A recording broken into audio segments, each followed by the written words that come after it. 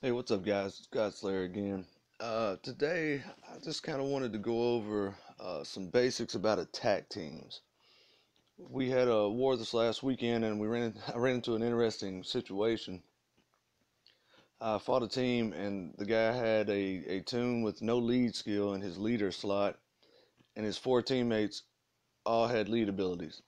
And it dawned on me that, everybody's at a different stage in the game, and some people, they may not they just don't quite get it. And at first, it was kind of funny, but then I kind of felt bad for the guy. And one of my faction mates actually sent them a message explaining about the lead skill, and the guy was very appreciative. Apparently, nobody knows about it in their faction. So anyway, I just wanted to make a short video about attack teams with maybe some suggestions and things that maybe newer players hadn't thought of. Hopefully, it's helpful. There's two trains of thought in attacking, and one is offense and one is defense. I don't worry as much about defense because you're not really penalized all that much for defense in the game. As far as a raid, you'll lose some resources, you'll lose some food or wood and some rep, but if you keep your food and your wood fairly low, it's not that big of a loss. And rep, it really doesn't matter. There's really no benefit to having a high rep. So I don't worry as much about defense personally. I prefer to focus on attacks. That's how you win your raids. That's how you attack in war.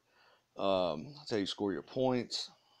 There's just a lot more benefits to being offensively minded.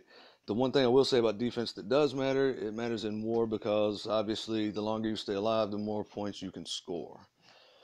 That being said, lead skills, some tunes have lead skills, some tunes don't. It's important to know your teams and what they can do.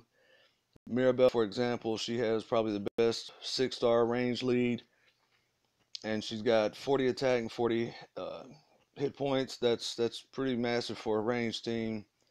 And so you would want to put her in a lead role and then surround her with people who benefit from her lead. Hers is all range teammates. Some are specific, like let's see, who is it? Blue to white, maybe. He is, I think he's for tough only. So you would only want to put blues with Dwight. You wouldn't want to have your reds with him and yellows and greens. They don't benefit from the lead skill. Sometimes you do that if it makes your team better all the way around, but you wouldn't want to do it just for no reason. Um, there are there's different types of teams you can run. So like we'll take Dwight for instance. All tough teammates get 30 attack and 24 crit. So you could definitely run him with all blues. That way they all benefit from the lead skill. The downside would be is that you'd be weak to yellows, obviously, and frankly, crit's not necessarily the best stat either. So just as an example, you could run an all blue team. That would be a solid color team, a solid team, and some people choose to do that with the different colors. Some people do it with the yellows or the fast. Some people do it with the tough, strong, etc.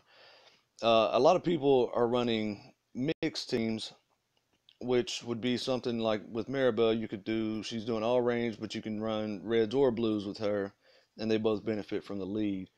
A lot of people do that and get away with it, and it works out well because you can't just bring one color team to combat them. You kind of have to have a mix yourself to get the bonuses, the trait bonuses.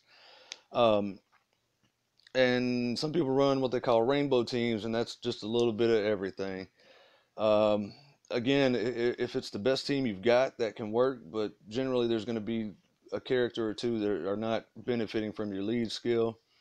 Um, One of my main teams, I run Shiva on it, but it's a range team. Shiva doesn't benefit from the lead skill at all, but she's not there for attacking exactly. She's really there to stun on the second round so that I can knock down those pesky reds with stun guns. I also happen to have stun on her weapon, so I got lucky there, and that also helps me offensively. But there is rainbow teams generally tend to be kind of subpar with the way 6 stars are now, and with all the quote free 6 stars that they've given out. everybody's kind of got a mixture of teams. You see a lot of Maribels, you see a lot of Tyrese's, you see a lot of Yellow Guardian Zeke, and you really kind of have to find what's working for you. And of course, the bottom line is you always have to work with what you got. If if you've only got 5 6 stars or 5 tunes, period, you got to run what you got. The There's some basic things that everybody should know regardless of where you're at in the game, and that's the higher you are able to level your character, the better they're going to be. Obviously, you want to max them, max their tier, max their stats. uh, the faster you do that, the faster you'll see results from your team. There is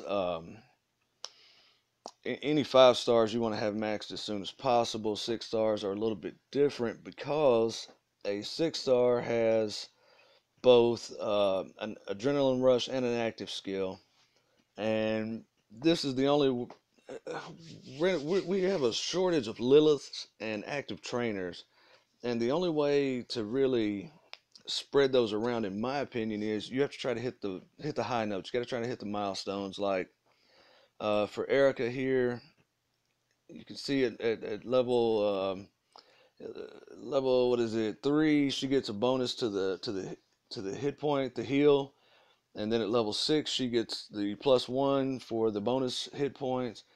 Then at level 9 she gets a bonus to the heal upon revive. I call those the milestones for the AR and the active. You want to hit those if you can. For instance, if I just went to level 2 with her, she gets a -2 on AP, but she's not getting any of the bonus heals. She's not hitting the extra teammate with the bonus hit points either.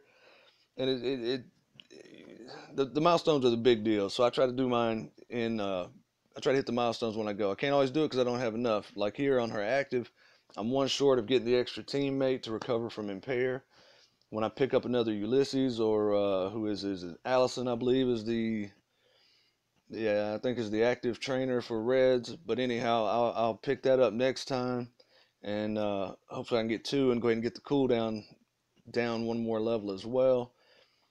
Mirabelle was my first 6 star, so I maxed her AR just to have it done. And I'm glad I did, but as you can see, her active is still a little low. Got a couple more slots I could hit there, but I've hit the big milestones. I've got the cooldowns, I've got the max use, I've got the extra teammate, and she can do hers on I believe it's the second round. And that's big too, because if I'm fighting a team and I have to hit the stun, or if it's an all red and they all have stun guns, I can always I can do defend with Maribel on turn 1, and then turn 2 I can unstun a couple of my people. So that's the only way that you really would want to not worry so much about maxing them out. It's at this point it's just because we have a shortage of them. My Ty, I've barely touched his active skills. Impair is handy, but I just don't have the active skill trainers to do much with him right now. So you got to do the best you can with what you got. His AR is also fairly low. I'd love to get those extra damages. I mean, he's a beast as it is, and he's going to kill pretty much anything he touches. But he'd be a little faster. He'd do a little more damage, and both of those are good things. Shiva, I maxed her AR, and I've got her active up enough so that I'm getting the extra turn on the statuses. I've got it where she can stun second round or second turn. Got the cooldown down low on it. You got to do what you can with what you've got.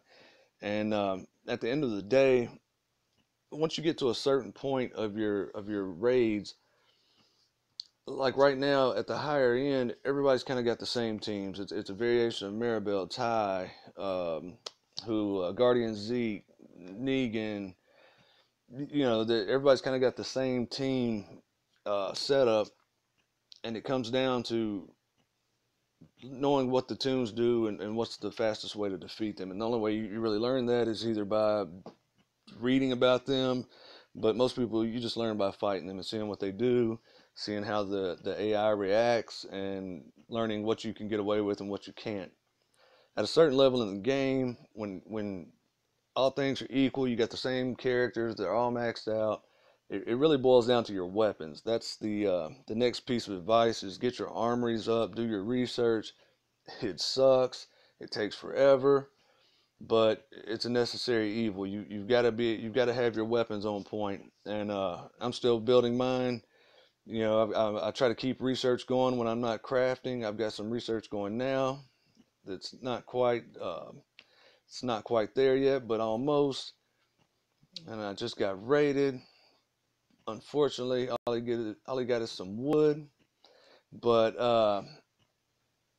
I've got my drop team up, I believe. I hope. Hey, when your war defense gets hit, yeah, I got a drop team up. So the other thing to point out is some of your characters. Like I've got this 5-star Shane. He's close to maxed out, not quite there yet, but he will be before this level up is over.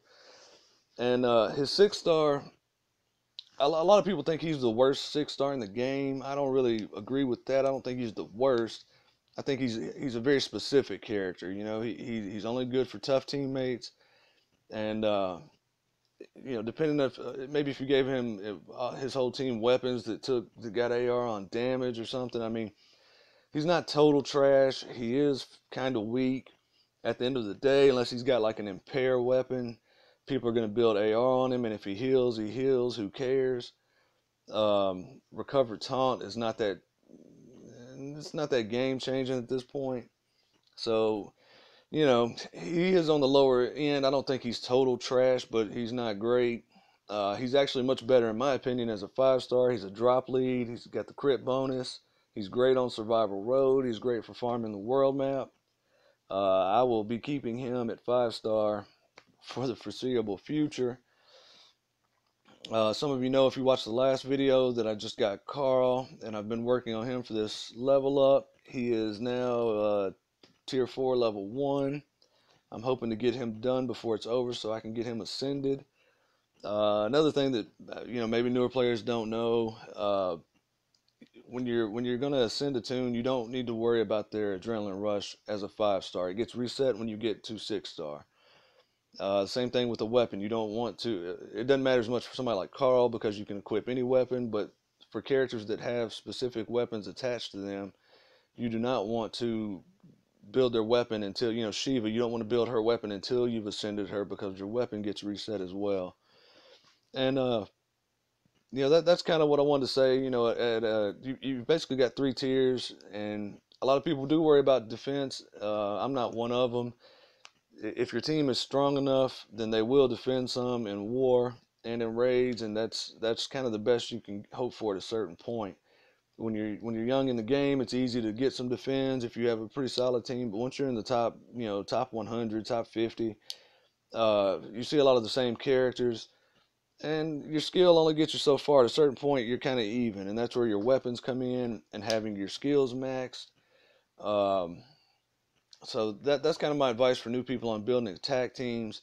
You know, try to build things that go together. You know, try to run a range squad. Pick all range people, unless you have a character like Shiva that does something unique that helps you win.